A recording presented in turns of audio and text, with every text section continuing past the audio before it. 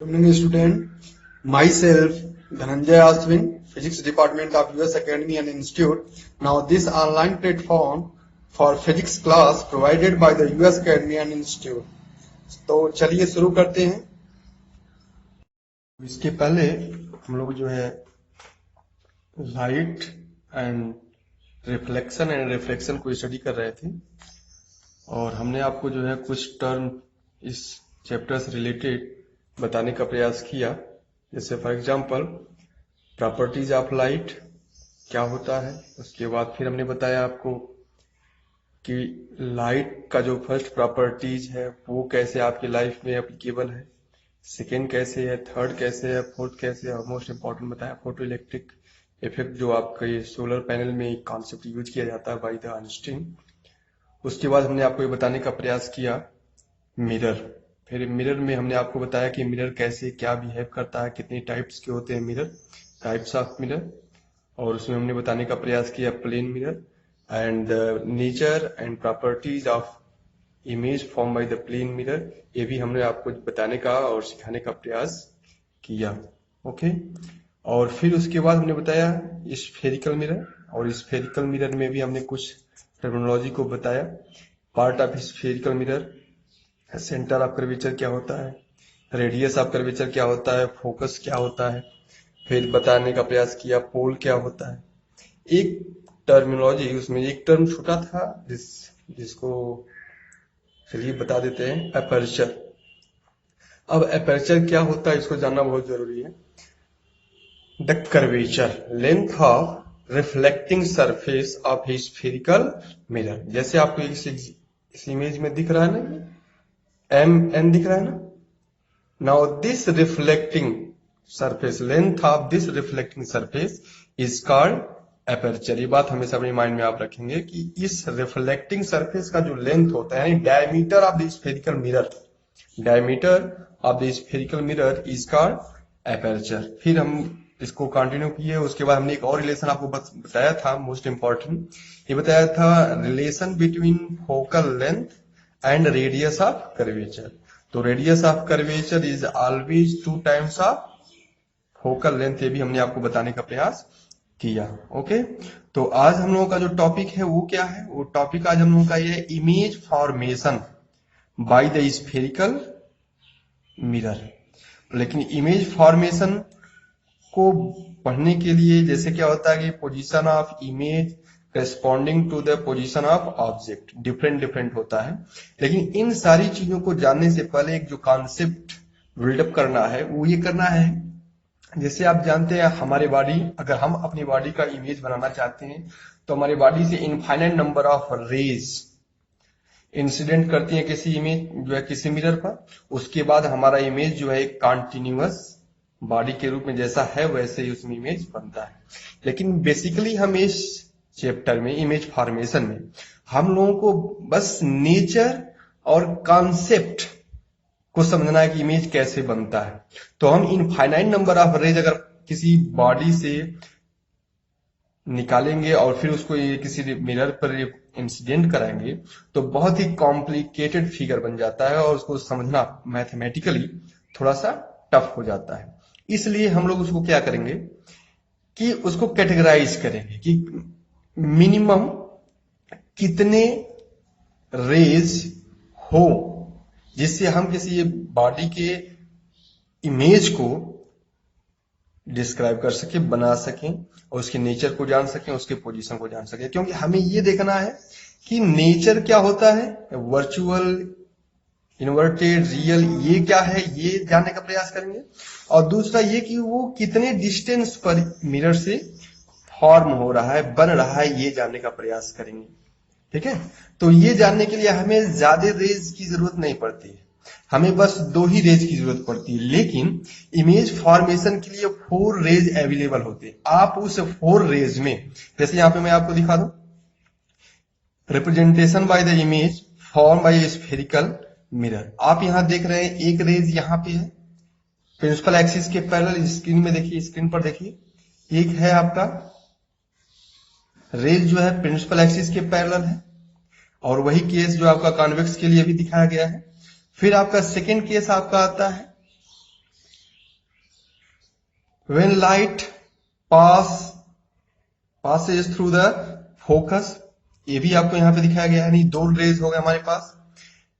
Third आपका है centre of curvature, यहाँ स्क्रीन पे देखिए सी, जो अब ये लाइट रे इंसिडेंट कराया गया है, ये कहां से कराया गया है? सेंटर ऑफ कर्वेचर से, और सेंटर ऑफ कर्वेचर से पास होने वाली लाइट रिफ्लेक्शन के बाद अपने ही पाथ को रिट्रेस करके वापस चली जाती हैं। और ये आपका नेक्स्ट है, ये सेम टू सेम ये आपको दिखाया गया है कॉनकेव के केस में, और ये दिखाया गया आपको कॉन्वेक्स के केस में। बस कॉनकेव और कॉन्वेक्स में बस इतना सा जो है डिफरेंस होता है, एक में लाइट एक्चुअली कट करता है और दूसरे में वर्चुअली। वर्चुअली मीन्स बस आपको फील होगा कि कहीं से लाइट कट रहा है या कहीं से लाइट आ रहा है, लेकिन एक्चुअली में वहां से लाइट आता नहीं। जैसे फॉर एग्जांपल के लिए यहाँ पे ऐसे ही आपका जो है फोर्थ केस से बनता है कि when light incident at pole of the spherical mirror, यानी आपके पास 4 रूल्स है लाइट को इंसिडेंट कराने का। First, when light incident parallel to the principal axis. Second, when light passes through the focus of any spherical mirror. Third, when light incident through the center of curvature of a spherical mirror. And fourth, when light incident at pole. तो ये 4, यानी आपके पास ये 4 types के जो है क्या है, ये रेज हैं। और इसी के करस्पॉन्डिंग इसमें से आपको कभी भी इमेज बनाते समय इन चारों का यूज नहीं करना है। इन 4 में से आपको सिलेक्ट करना है कोई 2, वो भी कैसे सिलेक्ट करना है तो वो मैं आपको बताऊंगा आगे, कि वो आपकी उस पोजीशन के करस्पॉन्डिंग, ऑब्जेक्ट पोजीशन के करस्पॉन्डिंग क्या सुटेबल होता है, उसी के करस्पॉन्डिंग उन 2 रेज को सिलेक्ट करके हम इमेज बनाने का प्रयास करते हैं। ओके, तो इतना आप अपने माइंड में हमेशा याद रखेंगे। और इसका रूल क्या है ये भी आप जान लीजिए। यहाँ पे लिखा है, फर्स्ट में जरा देखिए, यहाँ पे फर्स्ट में लिखा है, a ray parallel to the principal axis after reflection will pass through the principal focus in case of a concave mirror or appear to diverge from the principal focus. यानी जब भी आपका कॉन्वेक्स मिरर की बात करेगा तो वहां पे कहेगा अपीयर, नॉट एक्चुअली। ओके, बस आपको महसूस होगा, फील होगा। सेकेंड में आपको बताया गया है, ए रे passing through the principal focus of a concave mirror or a ray which is directed towards the principal focus of convex mirror after reflection will emerge parallel to the principal axis। यानी focus से जो light रे जाएगा वो reflection के बाद principal axis के parallel हो जाएगा। देखिए यहाँ पे रिफ्लेक्शन पैरेलल हो गया ना। ऐसे ही आपको थर्ड में दिया है यहाँ पे, a ray passing through the center of curvature concave mirror are directed in the direction of center of curvature of a convex mirror after reflection is reflected back along the same path। यानी वो अपने same path को retrace fit करके अपना वापस चला जाता है। अब ऐसा क्यों होता है ये जानना बहुत ही जरूरी है, ये कॉन्सेप्ट यहाँ पे जानना जरूरी है। सारे के सारे जो हैं ये आपका ज्योमेट्रिकली प्रूव्ड क्वांटिटी है। ये बात ये थी कि ऐसा नहीं कि आपको हमने कह दिया आप याद कर लीजिए। आप इसे अगर एग्जाम्पली आपको लॉज ऑफ रिफ्लेक्शन जो पता है उसके करस्पॉन्डिंग अगर ये इमेज बनाने का प्रयास करें तो यही बनेगा ही। ऐसा नहीं कि आपको ये मेमोरी में याद रखना है। अगर आप रूल रेगुलेशन को फॉलो करते हुए अगर इसे बनाने का प्रयास करेंगे तो ऑटोमेटिकली वो जो होना है वही होगा। अगर आपका इमेज सही है तो, अगर आप जो फिगर बना रहे हैं अगर वो सही है तो वही होगा। जैसे फॉर एग्जांपल हमने आपको बताने का प्रयास किया था, इसको जो है रफ कॉपी पे हम लोग समझने का प्रयास कर लेते हैं। सपोज ये हमने आपको बताया था प्लेन मिरर के केस में, यहां पे देखते हैं। ये हमने कहा था ये अगर आपका प्लेन मिरर है तो उस केस में जो है हमने कहा था कि अगर light incident normally on a plane mirror then after reflection they retrace the same path। अब ऐसा क्यों था हमने उस समय आपको समझाने का प्रयास किया था। when light incident normally then angle of incident becomes 0। ठीक है, जीरो।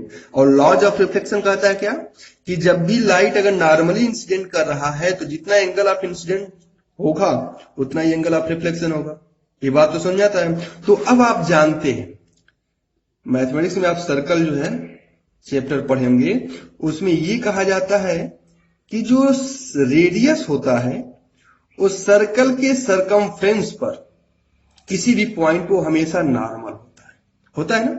तो अगर इस कॉन्सेप्ट को हम समझे कि अगर ये इतना पार्ट आपका हम मान लेते हैं स्फेरिकल मिरर है, तो इस सर्कल का स्फीयर का पार्ट हुआ, तो ये आपका लाइट अगर इस सी है सेंटर ऑफ कर्वेचर, तो अगर हम इसको एक्सटेंड करते हैं बैक साइड में, लाइट ऐसे आ रहा है, तो आप देख रहे हैं कि अगर वो लाइट सेंटर से जा रहा है तो वो रेडियस के लॉन्ग जा रहा है, और रेडियस हमेशा सरकमफ्रेंस पर परपेंडिकुलर होता है। तो लाइट, इसका मतलब क्या हुआ, यही वाला केस यहाँ पे हुआ, लाइट इंसिडेंट नॉर्मली आने स्फेरिकल मिरर, तो एंगल ऑफ इंसिडेंस कितना हो गया, जीरो। तो रिफ्लेक्शन कितना होगा, जीरो। इसलिए वो अपने पाथ को रिट्रेस कर लेता है। ठीक है, तो ये बात हमेशा याद रखिएगा कि कोई भी मिरर हो, अगर उसमें लाइट नॉर्मली इंसिडेंट कर रहा है तो वह लाइट आफ्टर रिफ्लेक्शन उसी पाथ को रिट्रेस करेगा। ओके, अब इसमें आता है, इतना हमने आपको बता दिया। अब ये 4 जो लॉज हैं टू फॉर्मेशन ऑफ इमेज, ठीक है, इससे आप अपने माइंड में हमेशा आपको फिट कर रखना पड़ेगा। ठीक है, अब नेक्स्ट चलते हैं, image formation by a concave mirror. Basically हमको यही पढ़ना था और ये समझना है बहुत ज्यादा, क्योंकि ये आपके एग्जामिनेशन पॉइंट ऑफ व्यू से बहुत ज्यादा इंपॉर्टेंट है। क्यों, क्योंकि ये 1 क्वेश्चन आपके एग्जाम में आने हैं तो आने, इमेज फॉर्मेशन पे ऐसे एग्जाम में आ जाएगा question, when object lies between C and F, then what is the nature of image. Okay, represent this situation diagrammatically. तो ये आपका जो सिचुएशन है इसे डायग्रामेटिकली रिप्रेजेंट करने के लिए कहेगा, वो तो आपको ये आना चाहिए। तो आप हमेशा दिमाग में अपने रखेंगे। तो 1 बाय 1 करके हम लोग इसे सीखने का प्रयास करेंगे, एक और एक, ठीक है, एक एक करके।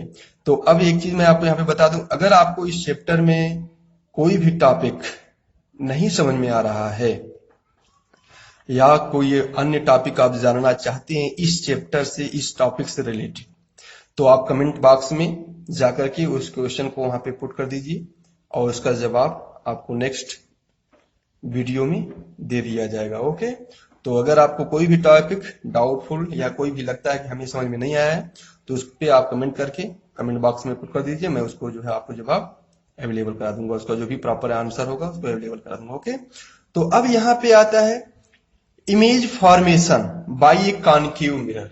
तो different type of different position होता है ऑब्जेक्ट का, उसके करस्पॉन्डिंग इमेज कहाँ कैसे क्या हो सकता है ये मैं आपको बताने जा रहा हूं। ओके, तो इसमें मैं आपको बता दूं, जैसे आपको स्क्रीन पे दिख रहा है ना, ए दिख रहा है, फिर बी दिख रहा है, सी दिख रहा है, डी दिख रहा है, ई और एफ, यानी टोटल 6 केस यहां पे आपको अपीयर हो रहा है कि ऑब्जेक्ट का 6 पोजीशन बताया गया। ऑब्जेक्ट के कितने पोजीशन बताए गए हैं, 6। अगर ऑब्जेक्ट के 6th पोजीशन है तो इमेज के भी 6 पोजीशन होंगे, और जिसमें सबसे मोस्ट इंपॉर्टेंट और यूजफुल वाला जो केस है ये लास्ट वाला एफ है। लास्ट वाला जो आपको दिख रहा है एफ है। तो अभी एक एक करके हम लोग इसको सीखने का प्रयास करेंगे, और रे डायग्राम को बनाने का भी प्रैक्टिस आप लोग खुद करिएगा, क्योंकि अगर रे डायग्राम को बनाने का प्रैक्टिस नहीं करेंगे तो एग्जाम में हो सकता है आप इसके डायग्राम को अच्छा ना बना पाए तो उस पर भी आपके मार्क्स कट जाते हैं। तो ये बात हमेशा याद रखेंगे। तो फर्स्ट केस जहां देखा जाए यहाँ पे क्या है, यहाँ पे फर्स्ट केस है व्हेन ऑब्जेक्ट एट इंफिनिटी। जो यह ए बी दिख रहा है ना आपको, यहाँ पे जो ए बी दिख रहा है आपको, ये देखिए यहाँ पे ये जो आपको ए बी दिख रहा है ये ऑब्जेक्ट का पोजीशन है। किसका पोजीशन है, ऑब्जेक्ट। और ये डैश डैश आपको यहाँ पे जो दिख रहा है इसका मतलब ये शो करने का प्रयास यहाँ पे किया गया है कि ऑब्जेक्ट इनफाइनाइट पे है या इन्फिनिटी पे है। कहां पे है, एट इन्फिनिटी। तो ये आप हमेशा दिमाग में रखेंगे, जब भी कोई ऑब्जेक्ट इन्फिनिटी पे होता है तो उससे कोई भी लाइट अगर आप ये फील कर रहे हैं कि आ रहा है तो ये माना जाता है वो पैरेलल होता है। जैसे फॉर एग्जांपल के लिए मैं इसे प्रैक्टिकली आपको समझाने का प्रयास कर रहा हूं कि कैसे लोग समझते हैं कि पैरेलल ही आता है। तो जरा देखिए फॉर एग्जांपल के लिए रफ कॉपी पे अगर मैं आपसे कहूं कि ये कोई स्टिक है, ओके, आपने एक रस्सी यहां पे बांधा है और यहां बांधा है, ठीक है, और यहां पे कोई एक रस्सी पॉइंट है और इस पे आपने दो रस्सी बांधा है। इस रस्सी को अगर आप स्टिक से यहीं पे देखेंगे तो आपको लगेगा कि ये कहीं से निकल कर कट होकर के आ रहा है, लेकिन आप इस स्टिक को अगर बैक साइड में लेते जाएंगे तो आप कुछ डिस्टेंस पे ही, इनफाइनाइट की मैं बात नहीं कर रहा हूं, आप कुछ डिस्टेंस पे ही फील करने लगेंगे कि ये जो ये रस्सी था यहां से जो बस यहां से टाइट हुआ था, बंधा हुआ था, ये आपको ऐसे फील होने लगेगा कि ये जा रहा था, फिर ऐसे निकला, फिर ऐसे निकला, फिर ऐसे, फिर आपको ऐसे ऐसे ऐसे, और ये स्टिक आपको क्या हो जाएगा ऐसे। अब आप अगर इनफाइनाइट सपोज कर लेते तो इतना ही पार्ट अगर आप देखने का प्रयास करें तो आपको यहां इतना वाला पोर्शन कैसे दिखने लगेगा, पैरेलल। तो ये कॉन्सेप्ट है, जब भी कोई फार ऑफ ऑब्जेक्ट होता है और उससे लाइट इंसिडेंट अगर हमें किसी मिरर पे कराना होता है तो ये माना जाता है कि कोई भी लाइट अगर उससे आ रहा है, लाइट रे आ रहा है, तो हमेशा मिरर पर पैरेलल होगा। क्या होगा, पैरेलल होगा। तो यहां पे आप देख रहे होंगे एक लाइट रे एडी आपको दिख रहा होगा फिगर में, एडी यह प्रिंसिपल एक्सिस के पैरेलल ले जाया गया है, और फिर सेकेंड ये आपका बी एन दिख रहा है आपको, बी एन, ये आपको बी एन दिख रहा है यहां पे, बी एन। अब आफ्टर रिफ्लेक्शन रूल क्या कहता है, when light incident parallel to the principal axis then after reflection it passes through the principal focus या intersect at a point on a principal axis and that point is called principal focus. ये भी definition भी आपको पता है। तो after reflection देख रहे हैं डी एफ कट किया और एन एफ कट किया, और जो प्रिंसिपल एक्सिस पे जस्ट पॉइंट की तरह कट किया एक दूसरे से, कोई भी उस प्रिंसिपल एक्सिस से ना तो अबव है ना ही बिलो है, ओके। तो अब इससे अपीयरेंस क्या, इससे क्लियर क्या होता है कि लाइट पैरेलल आया है और ऑब्जेक्ट इन्फिनिटी पे है, और ये बात याद रखिए रिफ्लेक्शन के बाद जहां पे दो लाइट रे मीट करती हैं उसी पॉइंट पर इमेज का जो अपर पार्ट होता है वही वहां पे शो किया जाता है।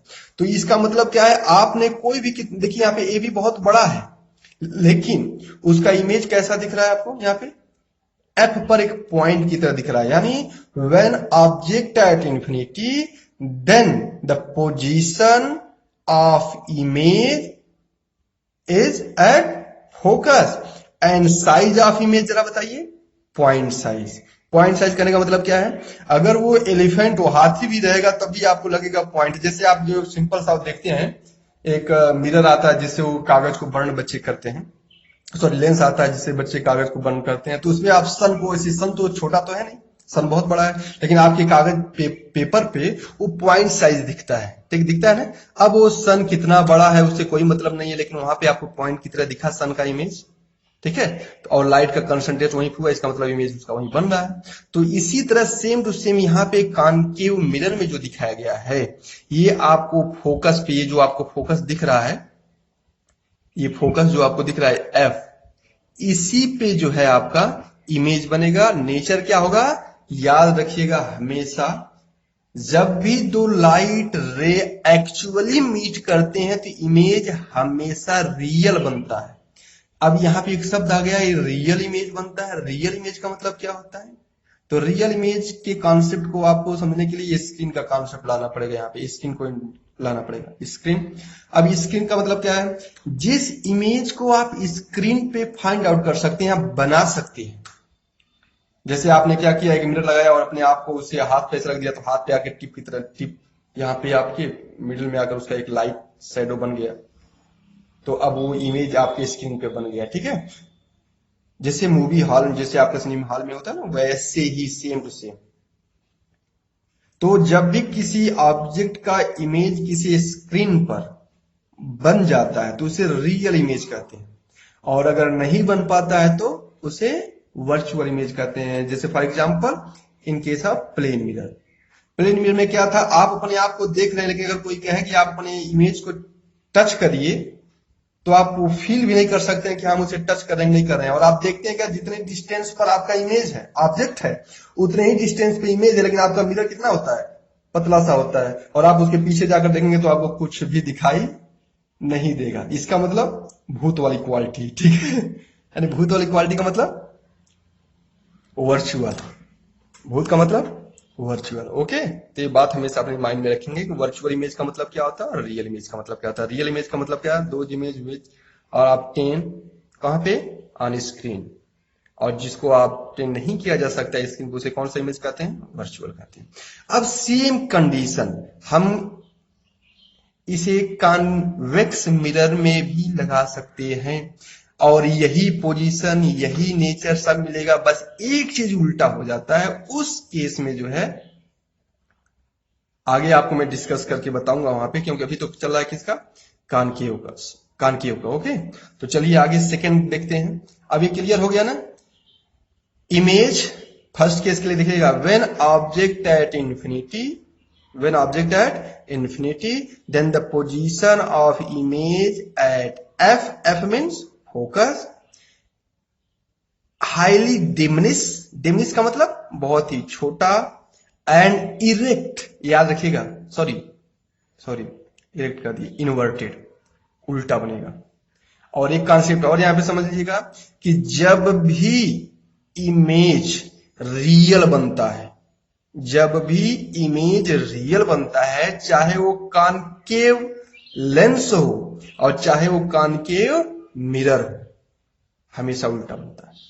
यानी रियल इमेज हमेशा उल्टा, इन्वर्टेड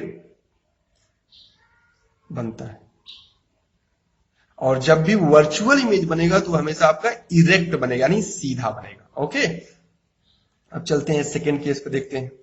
सेकेंड केस में आपको क्या बताने का प्रयास किया है, यहां पे देखिए जरा। अब यहां पे जो ऑब्जेक्ट आपको दिख रहा है ए बी, ये जो ऑब्जेक्ट दिख रहा है ए बी, यह इनफाइनाइट, इन्फिनिटी पे नहीं है, इन्फिनिटी पे नहीं है, वो कहां पे है, at some distance from the centre of curvature, यानी यू कह सकते हैं बियॉन्ड सी।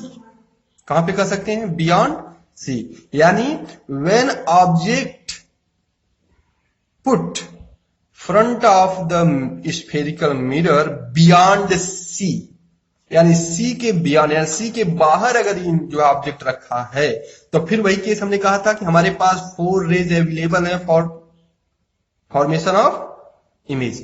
हम उसमें से कितने को यूज करेंगे, 2। तो हमारे लिए यहाँ पे 2 केस कौन कौन बना, एक तो हो गया प्रिंसिपल एक्सिस के पैरेलल, जो एएम दिख रहा है स्क्रीन पे आपको, ये एएम दिख रहा है ना, और सेकंड आपको यह एएन दिख रहा है, दिख रहा होगा यहाँ पे एएन दिख रहा है।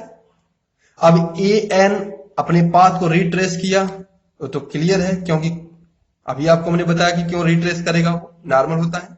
और फर्स्ट हमने आपको बताया एएम प्रिंसिपल एक्सिस के पैरेलल है तो फोकस से जाएगा, देखिए एफ से होकर जा रहा है ना, वो एफ से होकर जा रहा है। अब after reflection they meet at a dash.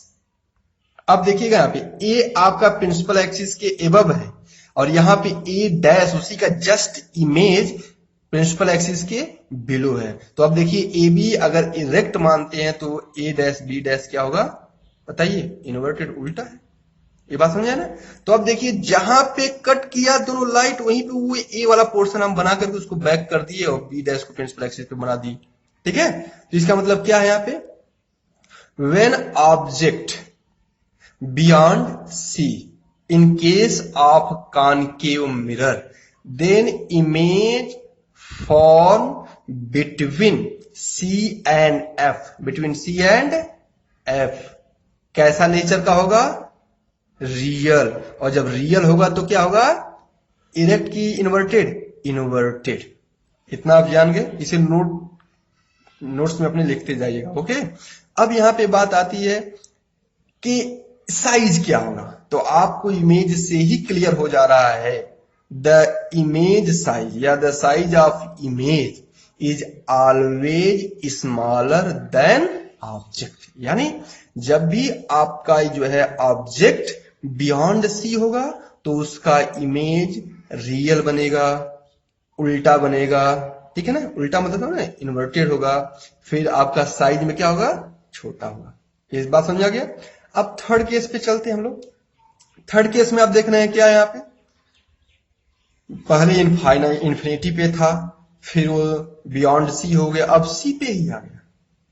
अब कहां पे आ गया, सी पे ही आ गया। तो अब हमने फिर वही केस अपनाया, एक लाइट रे को हमने कहां से इंसिडेंट कराया, parallel to the principal axis AD after reflection. कहां से जा रहा है, देखिए फोकस से जा रहा है। अब सी से लाइट को पास कराना यहां पे जो है ग्राफिकली जो मैं शो करना चाहता हूं थोड़ा सा डिफिकल्ट है, इसलिए हमने क्या किया, हमारे पास जो 4 में था उसमें से 2 दिया। अब हमने क्या किया, ए एफ ई, हमने फोकस से लाइट को इंसिडेंट कराया। और जब फोकस से लाइट जाता है तो क्या होता है, after reflection light ray become parallel to the principal axis. तो देखिए ए ई डैश जो है, ई ए डैश जो दिख रहा है ना प्रिंसिपल एक्सिस के पैरेलल, तो ये पैरेलल हो गया।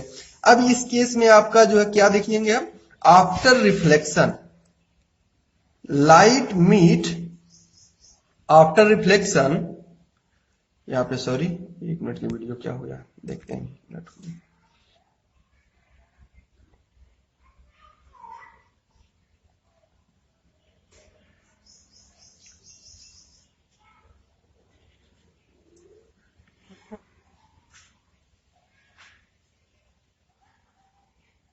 ओके, थोड़ा सा वीडियो में प्रॉब्लम हो गया, उसके लिए सॉरी। ओके, तो हम लोग डिस्कस कर रहे थे क्या, ए डिस्कस कर लिया हमने, फिर हमने आपको बी बताया था। अब सी वाले केस पे हम लोग डिस्कशन कर रहे थे, व्हेन ऑब्जेक्ट एट सी। अब ऑब्जेक्ट को हमने कहां पे पुट किया है, सी पे पुट किया है। तो अब सी पे ऑब्जेक्ट है तो वही केस है, आप देख रहे हैं एक light ray AD principal axis के पैरेलल, फिर आफ्टर रिफ्लेक्शन वो कहां से जाएगा, फोकस से जाएगा। और जो लाइट रे फोकस से ही इंसिडेंट होता है मिरर पर, वो पैरेलल हो जाता है। तो आप देख रहे हैं कि रिफ्लेक्टेड लाइट रे वो कहां पे इंसिडेंट कट कर रहे हैं एक दूसरे को, ए डैश पर। अब यहां पे देखिएगा बी और बी डैश कॉन्साइड करके एक दूसरे को, और ए डैश एक आपका बिलो द प्रिंसिपल एक्सिस है और एक एबव द प्रिंसिपल एक्सिस है। अब इससे आपको क्या यहां से कंक्लूजन निकलता है, क्या निकल के आता है वो समझना बहुत जरूरी है। यहां पे सीधे सीधे when object at C then the image of object form below the C at same point. और आपको देखने से भी लग रहा होगा ऑब्जेक्ट का साइज और इमेज का साइज दोनों क्या है, देखिए ऑब्जेक्ट का साइज और इमेज का साइज क्या है, इक्वल है, इन्वर्टेड है, रियल है। ये बात समझ आ गया। यानी जब भी आपका ऑब्जेक्ट एट सी होगा तो इमेज भी एट सी होगा, but below the principal axis होगा, रियल होगा, इन्वर्टेड होगा, same size as object. Okay, next है आपका डी केस। ओके, इस केस में क्या है, ऑब्जेक्ट को, अब याद रखिएगा एक चीज, यहां पे बहुत इंपॉर्टेंट चीज मैं आपको बता दूं। जैसे आपको लग रहा होगा कि यहाँ पे हमको 6 केस जो है जो दिया, ये हमको 6 की 6 को याद करना है, लेकिन आपको अगर थोड़ा सा दिमाग लगाएं तो आपको उसका 3 ही आपको याद रखना है। जैसे कैसे मैं ये बात कैसे कर रहा हूं, जरा देख लीजिए। जब बियॉन्ड सी था तो सी और एफ, यहाँ पे बी वाले पार्ट में देखिएगा, जब बियॉन्ड सी था, सी के बाहर ऑब्जेक्ट था, तो इमेज बिटवीन सी और एफ बना था। अब यहीं पे देख लीजिए, डी में देख लीजिए, ऑब्जेक्ट सी और एफ के बीच में है तो बियॉन्ड ऑब्जेक्ट हो गया, इमेज हो गया बियॉन्ड सी, ठीक है। यानी इनवर्स हो जाता है, जस्ट इनवर्स, उल्टा हो जाता है। यानी जो 6 केसेस आपको यहाँ पे अपीयर हो रहे हैं वो 6 केसेस है नहीं, एक्चुअली वो है 3 ही। अगर आप माइंड और को लगा कर, दिमाग को लगा कर उसको सोचने का प्रयास करें तो ओके। तो यहां पे आप देखेंगे when object between C and F then image form beyond C, inverted होगा तो रियल होगा, ये भी क्लियर हो गया। और एक बहुत ही मोस्ट इंपॉर्टेंट चीज आप देख रहे हैं क्या, इमेज ऑब्जेक्ट से बड़ा है। इमेज क्या है, ऑब्जेक्ट से बड़ा है, ठीक है। ये बात हमेशा अपने दिमाग में रखेंगे, इमेज ऑब्जेक्ट से बड़ा होता चला जा रहा है। जैसे जैसे ऑब्जेक्ट नियरर हो रहा है मिरर के, वैसे वैसे साइज ऑफ इमेज लार्जर होता चला जा रहा है।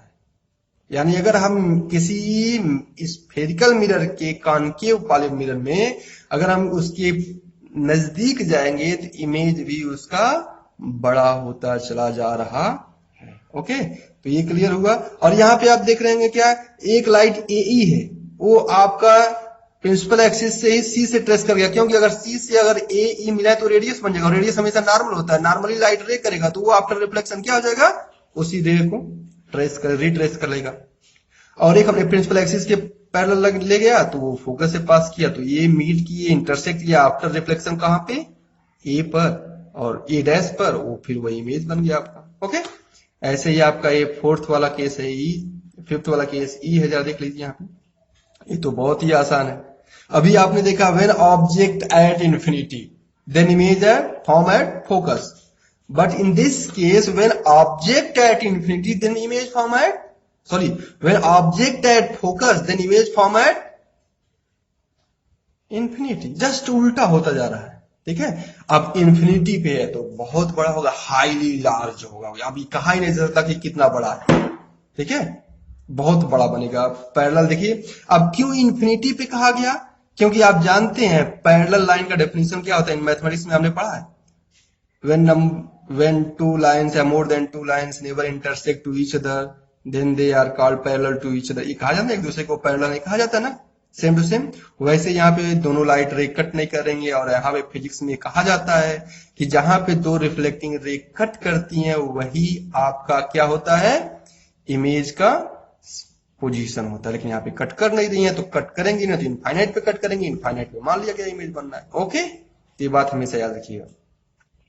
और रियल क्यों कहा गया, क्योंकि वो एक्चुअली में जो है रिफ्लेक्टेड लाइट जो है होता है वो पैरेलल हो रहा है, और एक्चुअल में अपीयरिंग नहीं हो रहा है, वो एक्चुअली हो रहा है, तो इसलिए उसे कहा गया कि रियल होगा। इस पे आते हैं नेक्स्ट वाले में, ये इंपॉर्टेंट है, एफ वाला कंडीशन याद आपको रखना। ये सेविंग मिरर के केस में यही है किया जाता है, जो सेविंग किया जाता है, जो है आपका सेविंग मिरर में यही यूज किया जाता है। क्या होता है, आप अपने इस सर को किसी कॉनकेव मिरर के, बहुत बड़ा कॉनकेव मिरर होता है तो उसका फोकस और पोल के बीच में आपका ये आ जाता है, फिर आपका ये इमेज बड़ा बड़ा बनता है, तो आप बचा बचा कैसे क्या करते हैं, केयरफुली हेयर को यहां से रिमूव कर देते हैं। ओके, तो ये जानना बहुत जरूरी है इसका, क्योंकि ये इंपॉर्टेंट है और ये एग्जाम में आ भी सकता है। ओके, तो अभी इस केस में देखा जाए क्या है, यहां पे भी आप देखेंगे ए बी ऑब्जेक्ट अब कहां पे है आपकी बात, एफ और पी के बीच, पोल में भी आ गया है। तो जब पोल के बीच में आएगा, फोकस और पोल के बीच में होगा, तो आप जान रहे हैं कि इसके केस में क्या होगा, दो ही रे आपके पास अवेलेबल हैं या यूज कर सकते हैं। तो एक आपने क्या किया, सेंटर ऑफ कर्वेचर से एक लाइन खींचा तो परपेंडिकुलर हो गया, उसी से एक लाइट यहीं से आपने पास करा दिया। ये देखिए यहां से ए से एम लाइट पास कराया, जो एक्सटेंड किया अगर पीछे तो सेंटर ऑफ कर्वेचर से, और फिर लाइट ऐसे गया, ऐसे रिटर्न हो गया।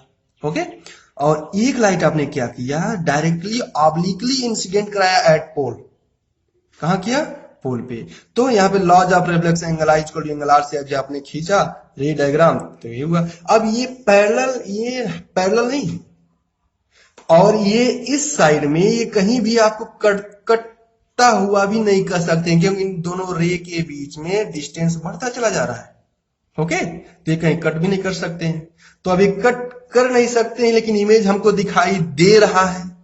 याद रखिएगा, हमने कहा कि जहां पे दो रे कट करते हैं वहीं पे इमेज बनता है, और यहाँ पे कट करने की कोई उम्मीद है नहीं, लेकिन फिर भी हमें इमेज दिखाई दे रहा है।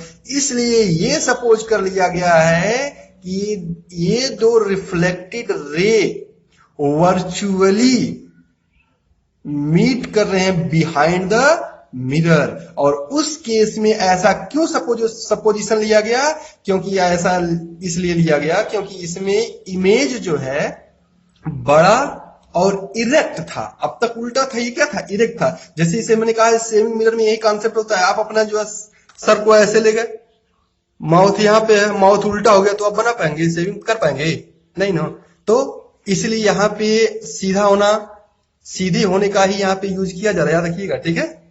हाँ, सीधे लोग ही यूज किए जाते हैं। ओके, ठीक। तो यहाँ पे देखिए क्या है, ए बी। तो यहां से आपने क्या किया, एक लाइट का इंसिडेंट कराया तो बैक में इमेज दिखाई देता है आपको, जैसे प्लेन मिरर में था वैसे प्लेन मिरर की तरह यहाँ पे दिखाई दिया, लेकिन इमेज थोड़ा सा बड़ा था, इसलिए ये मान लिया गया कि light after reflection they meet virtually behind the mirror, behind the mirror, और इसलिए यहाँ पे इमेज को बनाया गया।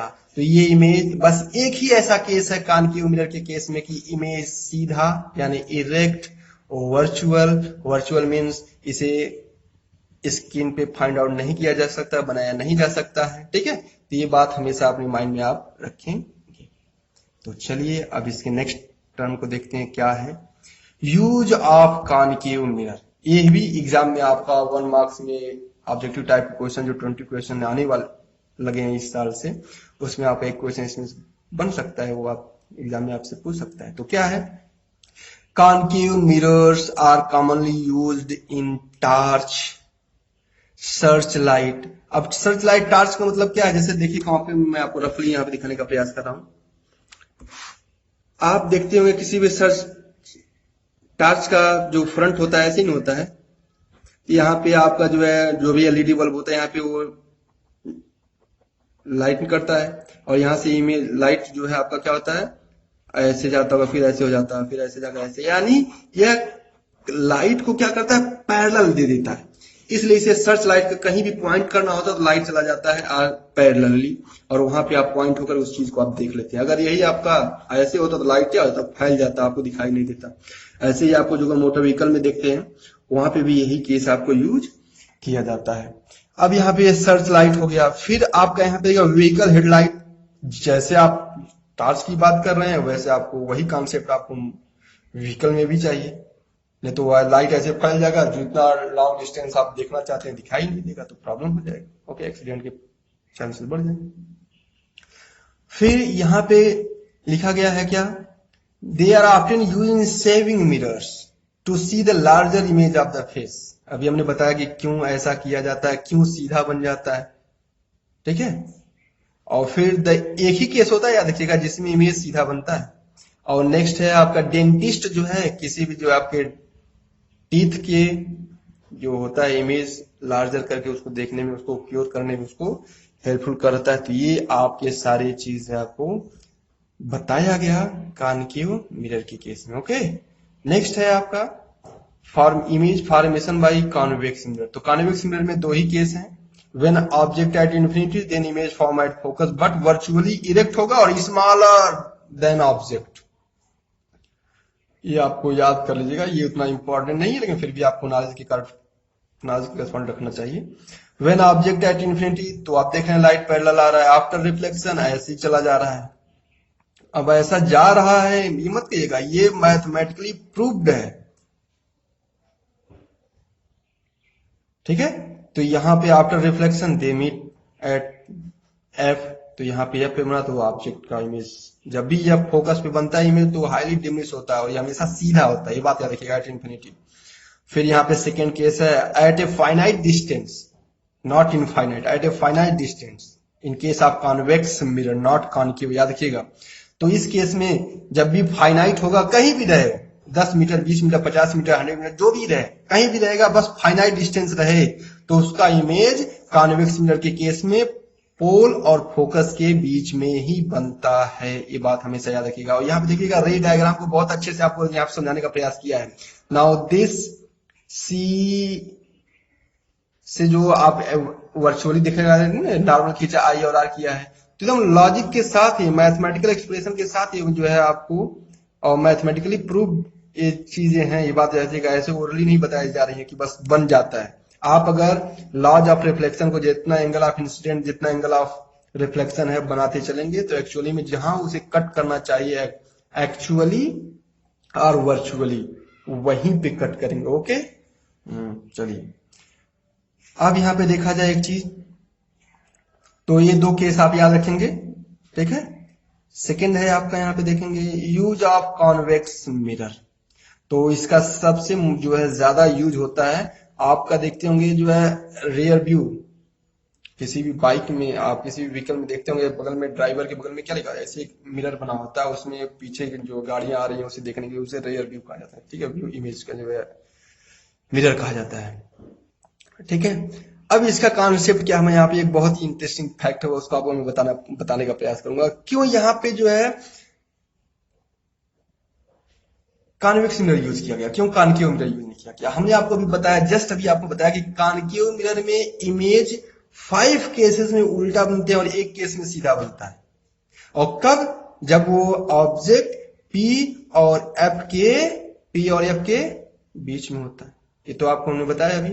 ठीक है, तो अगर आप कहीं मान लीजिए गलती से कॉनकेव मिरर यूज कर लिए, ठीक है, तो ध्यान से सुनिएगा, कॉनकेव मिरर अगर आपने यूज कर लिया तो जब ऑब्जेक्ट यानी जो पीछे की जो गाड़ी है अगर वो बियॉन्ड सी है तो उसका इमेज छोटा बनेगा, वो उल्टा बनेगा। क्या बनेगा? उल्टा।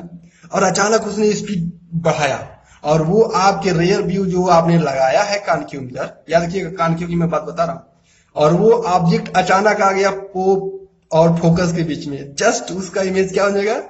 सीधा। तो आपको लगेगा पीछे की गाड़ी पलट गई, ठीक है, लेकिन पलटा नहीं है, यानी इन्वर्टेड इरेक्ट ये कंडीशन आपका बदलता रहेगा और वो ड्राइवर ही कंफ्यूज रहेगा कि पीछे की गाड़ियां पलट रही हैं कि क्या हो रही है। ठीक है, तो वो अपने आप को जो है ड्राइविंग अच्छे से नहीं कर पाएगा। लेकिन कॉन्वेक्स मिरर में क्या है? सिंपल सी बात, इमेज चाहे कितना भी बड़ा हो, इनफाइनाइट पे होगा तो बहुत छोटा, फाइनाइट, और इनफाइनाइट पे तो कभी हो ही नहीं सकता है क्योंकि कोई भी चीज रोड पे ही रहेगा, फाइनाइट डिस्टेंस पे रहेगा। तो इमेज हमेशा उसका थोड़ा सा छोटा, जिससे वो एकदम क्लियर हो जाता है कि क्या है, कौन सा चीज है। वो हमेशा वर्चुअल बनता है, सीधा बनता है, तो उल्टा सीधा होता नहीं। इसलिए रियर व्यू में क्या यूज किया जाता है?